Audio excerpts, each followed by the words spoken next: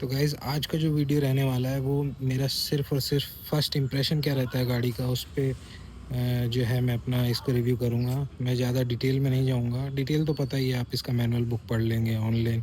अगर आप इस गाड़ी का GT 650 का कईयों की ड्रीम बाइक है, अगर आप इसके बारे में जानना चाहते हैं तो ऑलरेडी आपने नेट वेट पे सर्च कर लिया है। तो मेरा जो एक्सपीरियंस रहा है, फर्स्ट इंप्रेशन जो इस गाड़ी ने मेरे डाला है, शोरूम में देखा मैंने, देन मैंने परचेज़ किया। ये गाड़ी मुझे डिलीवर हो गई है लगभग 10 से 15 दिन में। हालांकि जल्दी डिलीवर हो गई है, मैंने सोचा नहीं था इतनी जल्दी। वेटिंग मुझे 15 दिन से 1 महीना मुझे बताया गया था, लेकिन जो है इसका मुझे आ गई थी ये थोड़ा जल्दी ही, विदिन 1 वीक जो है ये गाड़ी में आ गई थी। देन RTO वगैरह में लग के और 10 डेज़ का टाइम मुझे लगा। तो मैं फ़र्स्ट इंप्रेशन बताऊंगा तो इस गाड़ी का जो मेन जो इम्प्रेशन है वो इसका रोड प्रेजेंस है, इसका स्टाइलिंग है। रेट्रो लुक में ये गाड़ी आती है, आप देख सकते हैं। ठीक है, ये इसका जो है मिस्टर क्लीन वाला टॉप मॉडल है। कुछ प्रोज होते हैं, कुछ कॉन्स होते हैं हर गाड़ी का। मुझे एक गाड़ी लेनी थी, मैंने कॉलेज टाइम पे मैंने एक जो है लास्ट जो अपनी है रॉयल इनफील्ड की डेजर्ट स्टॉर्म जो आती थी 500, वो मैंने रॉयल इनफील्ड पहले भी चलाई हुई है, तकरीबन 3 से 4 साल मैंने चलाया उसको। देन ड्यू टू जॉब मेरे को शिफ्ट करना पड़ा इधर उधर, एंड वो गाड़ी मैंने बेच दी। रिसेंटली अभी मेरे पास बहुत 4-5 साल से कोई बाइक नहीं थी। मेरे पास कार थी सेल्टोस, मैं सेल्टोस चलाया करता था। और एक ये देख सकते हैं मेरे पास स्कूटी है। बहुत टाइम से मुझे लग रहा था कोई बाइक लेनी है, तो मैंने सोचा, रिव्यू वीडियोस देखे, और देखिए मैं थोड़ा ओल्ड स्कूल टाइप में हूँ, तो मुझे एक अच्छी एक मतलब बाइक ऐसी होनी चाहिए जो ऐसा ना लगे कि डेप्रीशिएशन एसेट है, एक तरीके से आपने FD करा दिया हो, इस तरीके की बाइक लगे। तो ये वैसी ही बाइक है। इसका इम्प्रेशन अच्छा है, इसकी बिल्ड क्वालिटी अच्छी है। ठीक है, बहुत ज़्यादा हाईटेक फीचर्स नहीं है, लेकिन जो आपको, अगर आप एक बाइक करें और जो आपको चीज़ें पसंद है, तो सेम वही चीज़ें सारी इसमें लगभग मिल जाती है। 650 ट्विन का जो मोस्ट नॉन रॉयल एनफील्ड के जो इंजन सीरीज़ है वो इसमें आती है। इस तरीके से इसमें GT की बैजिंग आपको दिखाई देती है। 650 ट्विन जो सुपर मेटेओर और शॉट गन और बाकी सब भी जो है आती हैं इसमें, तो सेम सीरीज़ का है। क्लासिक 650 भी आती है। तो आप देख सकते हैं मैंने मिस्टर क्लीन वेरिएंट लिया है इसका।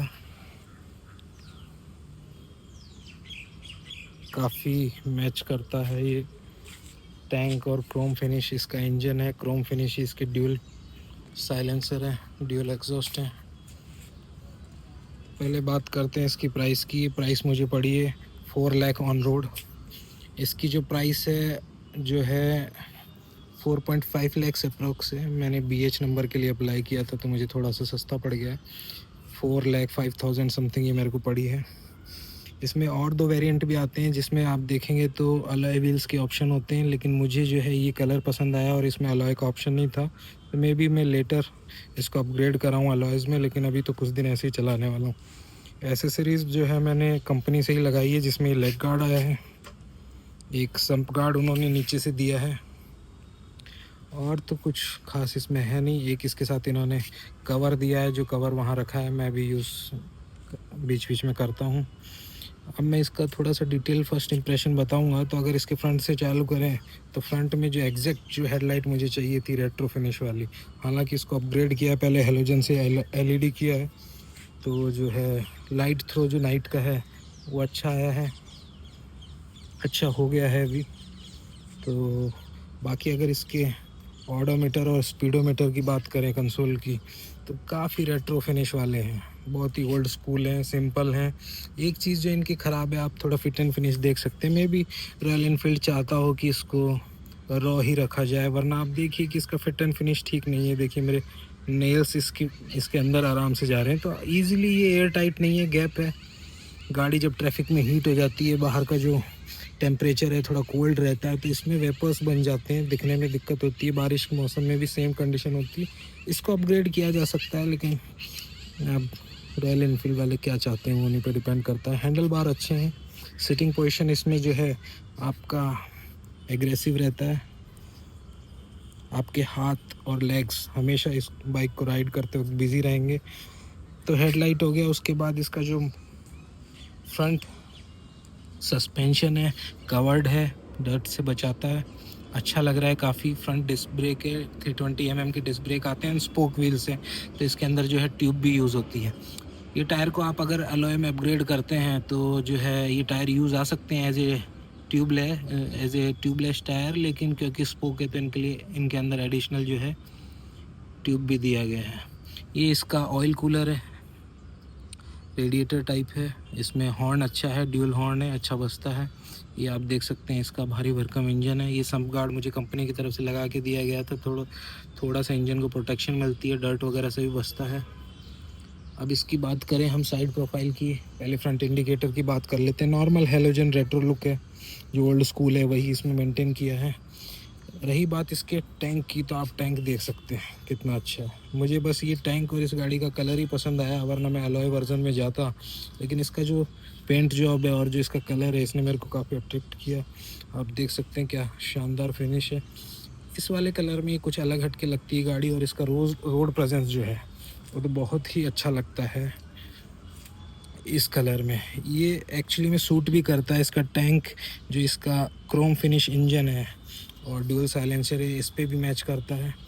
ये इसका साइड प्रोफाइल है, साइड प्रोफाइल से आप देख सकते हैं सिंपल सी सीट है, इंजन है, और पीछे जो इसमें रियर डिस्क ब्रेक दे रखे हैं 250 mm के दे रखे हैं, सेम स्पोक व्हील है। गैस शॉक एब्जॉर्बर इसमें दिया गया है, मुझे नहीं पता कौन सी गैस है क्या है, मैंने मैनुअल में भी डिटेल में पढ़ा नहीं है इसको। शॉकर्स जो हैं इसके काफ़ी अच्छे हैं। ये एक चीज़ जो है थोड़ा रेट्रो लुक देती है, अलग से ऐसे डब्बी सा लगाया हुआ है। ये एक्चुअली में ब्रेक ऑयल है, थोड़ा सा फ्रेजाइल है, किसी का लात लग जाए या किसी की टांग लग जाए या हिट हो जाए तो सबसे पहले टूटेगा, तो थोड़ा संभाल के रखना पड़ता है। तो ये गाड़ी ऐसी है जो आपका पेशेंस भी टेस्ट करेगी और आपसे केयर भी मांगेगी। तो थोड़ा सा अगर आप बाइक लवर हो और बाइक को टाइम दे पाओगे तो ये गाड़ी लेना आपके लिए कंफर्टेबल है। बाकी आपको प्योर कंफर्ट चाहिए तो ये बाइक आपके लिए है नहीं। इसका जो रियर प्रोफाइल देखेंगे तो 130 18 इंचज़ का टायर है, ट्यूबलेस टायर है सेम, लेकिन स्पोक व्हील्स हैं तो जो है आपको ट्यूब यूज़ करनी है। ये इसमें सारी गार्ड इसको बोलते हैं, ये आता है एक्चुअली में कोई कपड़ा वपड़ा पीछे जो पिलन पहन के बैठे तो उसका फंसे ना टायर में, उसके लिए गार्ड दिया हुआ है। और ये देखिए इसका जो सबसे अच्छा चीज़ है ड्यूल साइलेंसर, ये गाड़ी को जो पीछे से एक यूनिक लुक देता है, आप देखिए। और जो है काफ़ी वाइड है, मतलब अगर आप ट्रैफिक में जाना है तो आपको अपने साइलेंसर बचा के जाना है, वरना स्क्रैचेस हो सकते हैं। और दूसरी गाड़ी वालों को भी ध्यान रखना है, क्योंकि ये गाड़ी 650 है, इंजन हीट होता है ये सब बोलते हैं, इसके साइलेंसर जो है बहुत ही ज़्यादा हीट हो जाते हैं। अगर कोई बंदा आपके बाजू से या आपके साइड से कट लेके जाना चाहता है तो भाई उसको भी बच के रहना पड़ेगा, क्योंकि अगर ये साइलेंसर उसकी टांग पे लग गया तो सोचेगा 1 महीने तक कि मैं किसके बाजू से निकला। दूसरा ये इसका लेफ़्ट साइड प्रोफाइल है, सेम आप देख सकते हैं, इंजन है, टैंक है। इसमें ये जो है स्टॉक हमें मिरर मिले हैं, साइड मिरर्स हैं, एंड बार भी आते हैं, वो अलग से एसेसरीज़ में आप लगा सकते हैं। ठीक है, यहाँ पे इसका जो है ये फिक्स टाइप आता है, इसको आप खोल के इसके अंदर जो बैटरी एंड रिले वगैरह यहाँ रहता है, अभी मैं खोल के नहीं दिखा रहा हूँ क्योंकि मैं जस्ट इस गाड़ी के फर्स्ट इंप्रेशन पे जा रहा हूँ, डिटेल वीडियो में अलग से उसमें बनाऊँगा। इस साइड जो है ये आता है इसका दूसरा पैनल कवर, ये खुल जाता है, अगर आप देखेंगे तो ये इसकी की है, इससे खुल जाएगा ये इस तरीके से। ये खुलने के बाद आप देख सकते हैं इसके अंदर, मैं एक्चुअली शॉक्ड इस चीज़ को लेकर था कि ये देखिए खाली है, इसमें आप फर्स्ट एड बॉक्स रख सकते हैं। मुझे लगा कि एटलीस्ट इस गाड़ी में टूल किट तो आता ही होगा, लेकिन कंपनी की तरफ से कोई टूल किट प्रोवाइड नहीं किया है। हालांकि छोटा मोटा सामान आपको रखना हो तो आप देख सकते हैं ये इस तरीके से निकल जाता है। ये रबर बैंड है, इसके अंदर आप कुछ रख सकते हैं, यहाँ रखने के लिए छोटा सा स्पेस दिया गया है, उसके अलावा इस गाड़ी में कोई स्पेस नहीं है। ये पैनल कवर हम फिर से लगा देते हैं, इस तरीके से ऊपर 2 हुक हैं, इसके अंदर फंसाना है इसको। और थोड़ा सा मैं रॉयल इनफील्ड की गाड़ियों को लेके फैमिलियर इसलिए हूँ क्योंकि मैंने अपने कॉलेज टाइम में 500 डेजर्ट स्टॉर्म को चलाया हुआ है, बेहतरीन बाइक थी, हालांकि बंद हो गई है, may be latest BS norms follow नहीं करती थी।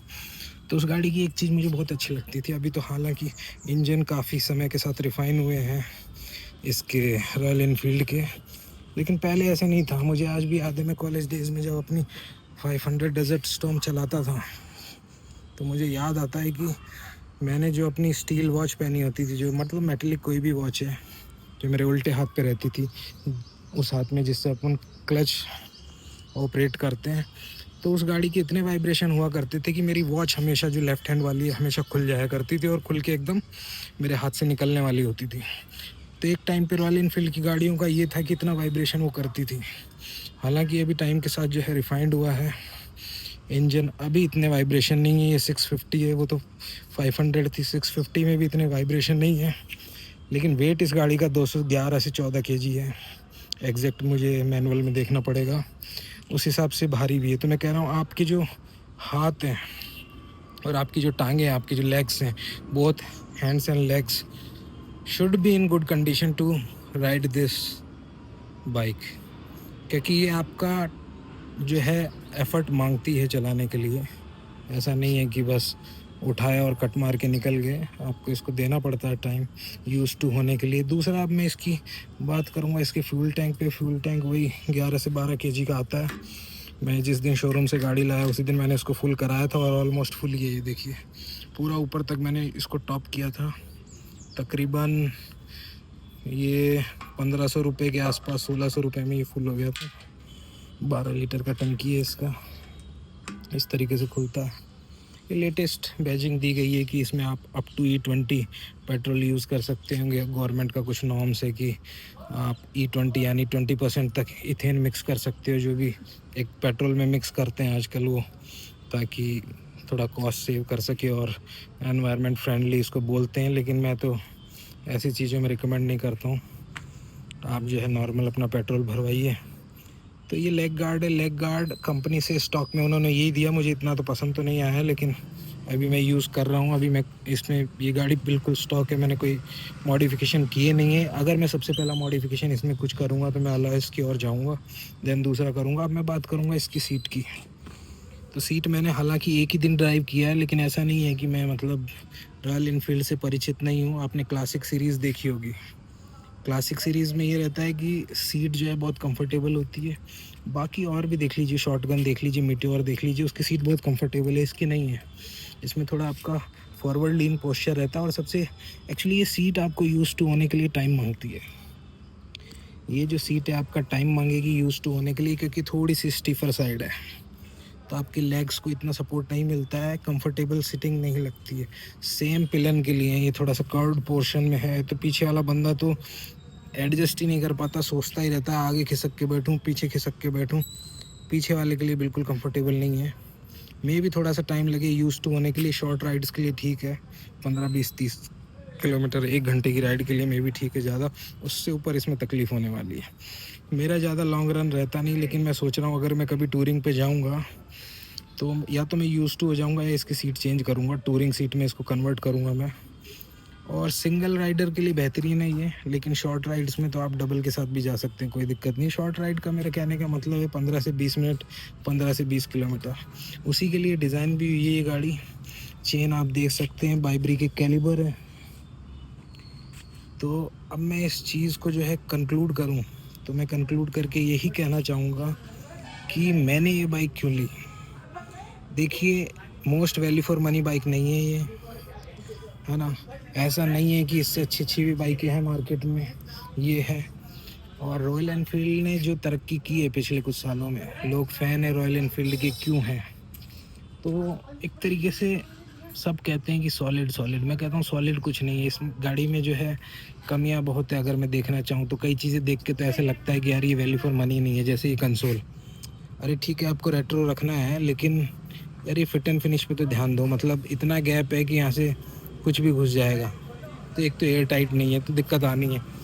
फ्यूल गेज का बोलते हैं कि इसका इनएक्यूरेट है। एक्चुअली देखिए, इसके फिट एंड फिनिश से पता चल रहा है कि इसके अंदर जो सेंसर्स लगे होंगे किस किस लेवल के होंगे। तो ये चीज़ है, ठीक है। इसमें अलॉय व्हील क्यों नहीं डाला, मे बी ताकि ये सूट करे इसके कलर को, रेट्रो जो है रेट्रो जो इम्प्रेशन दे उसके लिए शायद इसमें अलॉय नहीं दिए हैं। और अगर कॉन्स की बात करूँ तो सीट तो जो मैं क्या ही बताऊँ कि सीट तो बिल्कुल भी कंफर्टेबल नहीं है। मे बी इसको चेंज कर सकते हैं या बंदे को यूज़ टू होने में भी टाइम लगता है, ठीक है। दूसरा इंजन हीट की बात करते हैं कि भाई इंजन हीट है, 650 का इंजन है तो हीट तो करेगा ही।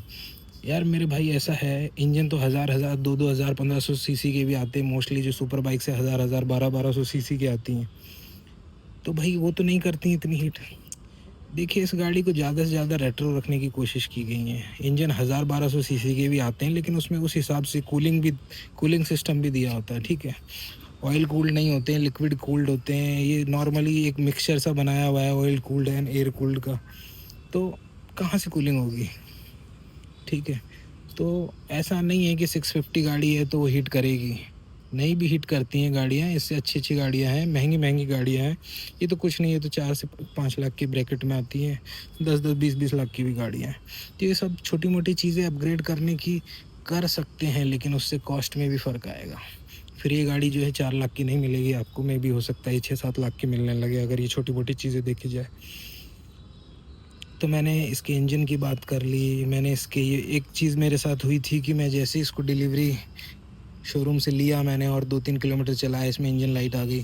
फर्स्ट डे था। अब मैं कंसर्न हो गया, हालांकि मैंने बीच रोड पे रुक के जो है पूछा भी उससे, जहाँ से मैंने डिलीवरी ली थी उस बंदे से बात करके, तो उसने कहा कि नई गाड़ी है, अभी ब्रेकिंग इन पीरियड है। ब्रेकिंग इन पीरियड क्या होता है इंजन का मैं बता देता हूँ आपको। इनिशियली जो है 500,000 किलोमीटर आपको थोड़ा तरीके से गाड़ी को ड्राइव करना होता है, ओवर आरपीएम नहीं देना होता है, हाई स्पीड नहीं चलाना होता है, ताकि इंजन ठीक से सेटल हो सके, ब्रेक हो सके। तो उसके लिए ब्रेक इन पीरियड होता है, तो उसमें थोड़ी सी ज़्यादा गाड़ी हीट करती है। मे बी उसने कहा कि हीट की वजह से ये सेंसर की प्रॉब्लम है, या कोई भी छोटी मोटी सेंसर की वजह से प्रॉब्लम हो सकती है। तो उसने मेरे को बोला आप आके एक बार दिखा लो, इंजन लाइट चेक करके बता देंगे। लेकिन उसने कहा कि नॉर्मली भी चली जाती है, तो अभी मैं उसके लिए लीस्ट बॉदर्ड हूँ, लेकिन मे भी दिक्कत हुई तो मैं जाऊँगा। तो मैंने वो प्रॉब्लम भी आपके साथ शेयर कर ली है। तो अभी कंक्लूड करते वक्त तो मैं यही बोलूँगा कि देखिए इस गाड़ी की जो है स्टाइलिंग जो है वो यूनिक है। इस गाड़ी में जो चीज़ मिल रही है आपको, वो चीज़ इस प्राइस ब्रैकेट में दूसरी गाड़ियों में नहीं मिलेगी। कमियां तो हैं इसमें, अब मैं कहूँगा कि बिल्कुल नहीं मिलती है। अभी अगर मेरे को पूछा जाए कि भाई आपको कौन सी गाड़ी अच्छी लगती है, तो मैं कहूँगा यार वो पुराने ज़माने की CD डॉन आती थी, स्प्लेंडर आती थी यार, वो वैल्यू फॉर मनी है। उसमें ना नखरे हैं, वो बंदा कहीं भी लेके जाएगा, उसको ना कोई अच्छा बताएगा ना बुरा बताएगा। तो ये गाड़ी उन्हीं सेगमेंट में आती है, इनको ना कोई बहुत अच्छा भी बताएगा तो बहुत। लेकिन इसका जो लुक है, इस गाड़ी ने जो अपना कल्ट बनाया है, इसकी जो बिल्ड क्वालिटी है वो अलग ही जगह है। तो जो बंदे इस तरह की गाड़ियाँ पसंद करते हैं, एक तो कैफे रेसर्स इतनी है नहीं, आप इसका स्टैंस देखिए, ये देखिए, तो लोग बहुत इस गाड़ी को पसंद भी करते हैं और मैंने भी इसलिए लिया। मुझे ज़्यादा हाईटेक गाड़ी नहीं चाहिए जिसमें बहुत सारे फीचर्स हों। ऑलरेडी मेरे पास कार है, मैं अभी शिफ्ट करने की सोच रहा हूँ, और तो उसके लिए है ये गाड़ी जो है, ये आपकी रॉ है, ये है। अब इसका ऑडोमीटर ख़राब हो जाए ना हो जाए उससे क्या फ़र्क पड़ता है। पेट्रोल बंदा टंकी खोल के भी चेक कर लेगा कितना पेट्रोल है। बंदा जब इसको ड्राइव करेगा तो उसको क्या फ़र्क पड़ता है कितनी स्पीड पे चल रही है यार, वो बंदा अपनी धुन में ड्राइव करेगा। रही बात इसकी हीटिंग की, तो जो बंदा इसको चलाएगा वो हीट क्या देखेगा। अगर आपने प्रॉपरली गियर्स पहने हैं, अपने बूट्स पहने हैं, अच्छे शूज़ पहने हैं, अच्छी आपने पैंट पहनी है, जीन्स पहनी है, तो इसकी हीट क्या करेगी। रही बात इसका जो स्टाइल है, ड्यूल साइलेंसर जो है वो इतना अच्छा लगता है, ठीक है। अब मैं अगर जाऊँ तो मैं 10 लाख की गाड़ी ख़रीदूँ या इसको 4 लाख में ख़रीदूँ, ठीक है। तो अगर वो सब चीज़ें देखें, और ये गाड़ी काफ़ी टाइम टेस्टेड हो गई। देखिए फर्स्ट टाइम आई थिंक 2018-19 में लॉन्च हुई थी और तब से अभी तक चल रही है, तो टाइम टेस्टेड तो ये गाड़ी हो चुकी है। कुछ चीज़ें हैं जो अच्छा नहीं लग रहा है इसमें, हो सकता है टाइम के साथ अपग्रेड हो, लेकिन ओवरऑल मेरा कंक्लूज़न यही है कि 4 से 5 लाख के ब्रैकेट में अगर ये गाड़ी मुझे लेनी पड़े विथ इसके कॉन्स के साथ, तो है देखो आपको थोड़ी सी, अगर आप बाइक लवर हो, एक होता है कि भाई मेरे को बाइक ले ली और अब मैं उसमें ना तो माइलेज देखूं, ना मैं उसमें कितना सर्विस कॉस्ट हो रहा है वो देखूं। मैं भाई साहब, मेरे को जैसे कार्स में स्विफ्ट होती है वैसे मुझे चाहिए भाई, नॉन मेंटेनेंस, कंफर्टेबली राइड करूं, कोई टेंशन नहीं चाहिए। तो उन लोगों के लिए गाड़ियाँ नहीं हैं। उनको लेना चाहिए कोई भी ऐसा ब्रांड जिसमें सर्विस कॉस्ट ज़्यादा नहीं आती है और इतने एकदम लेटेस्ट हैं हर चीज़ के स्पेसिफिकेशन, और बिल्कुल परेशान नहीं करती। ये गाड़ी थोड़ी ऐसी है कि यार ये थोड़ा अपने लिए टाइम मांगती है कि भाई कुछ हो गया तो आपको देखना पड़ेगा, संभालना पड़ेगा। तो अगर थोड़े बाइक लवर्स टाइप बंदे हैं तो उनके लिए बाइक जो है मैं कहता हूँ कि उन्हें लेना चाहिए ये, क्योंकि रोड प्रेजेंस अच्छा है। इंजन तो देखिए सॉलिड है यार, ये इंजन कहीं नहीं जाता है, ऐसे इंजन 50-50 साल तक कहीं नहीं जाते हैं अगर ठीक से मेंटेन किया तो। बिल्ड क्वालिटी ऐसी है, लोग कहते हैं कि जंग लग जाएगी, यार जंग तो लगेगी, मेटल में भी इनका जो है पेंट जॉब इतना अच्छा नहीं होता और कुछ भी नहीं होता होगा, लेकिन इतना लोहा है यार, जंग लगने में भी 100 साल लगेगा ख़त्म होने में इसको। तो वो सब सेकेंडरी चीज़ें हैं। अगर इसमें थोड़े से आफ्टर मार्केट मोड्स करा ले तो वारंटी का दिक्कत रहता है, तो थोड़े रुक के कराइए जब आप सेटिस्फाई हो जाते हैं कि यार नहीं मेरी गाड़ी एकदम ओके है, अब तो इसको कुछ नहीं होगा, अब मैंने इसको पूरा टेस्ट कर लिया। यार फीलिंग आ जाती है, 1 से 2 महीने में फीलिंग आ जाती है कि मुझे कैसी गाड़ी डिलीवर हुई है। कोई दिक्कत है तो उसको ठीक करा लो, उसके बाद आप आफ्टर मोड्स करा सकते हो। मैंने अभी ट्राई किया नहीं है इसमें आफ्टर मोड्स का, मेन स्टैंड नहीं आता, मैं बताना भूल गया हूँ भाई। मेन स्टैंड अलग से लगवा लो, किसी का भी इंटरसेप्टर सुपर मेट्योर का लग जाएगा, बाहर से भी लगा लो, मेन स्टैंड कोई बहुत बड़ी बात नहीं है। तो मेन स्टैंड आप लगा सकते हो उसमें, क्योंकि गाड़ी धोनी है, ठीक से खड़ा करना है, तो मेन स्टैंड नहीं है इसके अंदर। तो वो सब चीज़ें भी आप लोग देखिए। बाकी अगर मुझे, जैसा कि मैंने स्टार्टिंग में कहा था, फर्स्ट इम्प्रेशन में अगर इस गाड़ी का नंबर देना पड़े तो मैं इसको 10/9 नंबर दूंगा भाई। कोई कमी मुझे इस गाड़ी में लगती है, मैंने बताया भी आपको, प्रो कॉन्स दोनों बताया। पहली बात तो ये प्रो कॉन्स वीडियो नहीं है, ये बस ये है कि फर्स्ट इम्प्रेशन में अच्छा इम्प्रेशन ना आने के कौन से कारण थे और है तो कौन से कारण है, उसके लिए मैंने ये वीडियो बनाया था। तो अब आप देख सकते हैं, तो मैं तो इसको 10/9 दूंगा। छोटे मोटे फिट एंड फिनिशेस ठीक हो जाते हैं, इसके लिए 1 नंबर मैंने काटा, लेकिन मुझे ये गाड़ी लेनी थी इसलिए मैंने ये गाड़ी ली, पैसा भी इसलिए डाला, और ये प्राइस को तो वर्थ करती है, जस्टिफाई करती है, तो ऐसा कोई दिक्कत है नहीं। चीज़ें छोटी मोटी हैं, इसका ध्यान रखना पड़ेगा थोड़ा, ऐसा नहीं है कि बस स्प्लेंडर की तरह ख़रीदो और भूल जाओ। तो मैं इस गाड़ी को 10/9 दूंगा यार, और मैंने ले लिया है। अगर इसका लॉन्ग टाइम या हर 1 महीने के बाद क्या रिव्यू रहता है, क्या देखना है क्या नहीं है, वो डालना होगा, तो मेरे चैनल को सपोर्ट कीजिएगा गाइस। अभी जस्ट मैंने रिसेंटली स्टार्ट किया है, और मैं ऐसे ही नहीं कि देखो भाई मैं ले लिया, इन भैया की गाड़ी है, आज मैं रिव्यू वीडियो बनाऊंगा, तो हाँ जी बताइए आपने कितनी चला ली, आपको ये गाड़ी कैसे लगी। भाई मेरी गाड़ी और मैं ही रिव्यू दे रहा हूँ, और मैं जो भी है अपने चैनल पे जो है, मैं जो खुद चीज़ में जो ख़रीदता हूँ और मैं फ़ील करता हूँ उसी का मैं रिव्यू वीडियो बनाता हूँ। थैंक्स गाइस, तो ये मेरा रिव्यू वीडियो था, और बाकी डिटेल्स आप मेरे से कमेंट सेक्शन में पूछ सकते हो। लाइक कर दीजिएगा, सब्सक्राइब कर दीजिएगा, शायद आप मेरे पहले सब्सक्राइबर हो, मैंने अभी तक मेरा एकदम रॉ चैनल है। थैंक यू गाइस, तो मैं ख़त्म करता हूँ इसी के साथ। जय हिंद।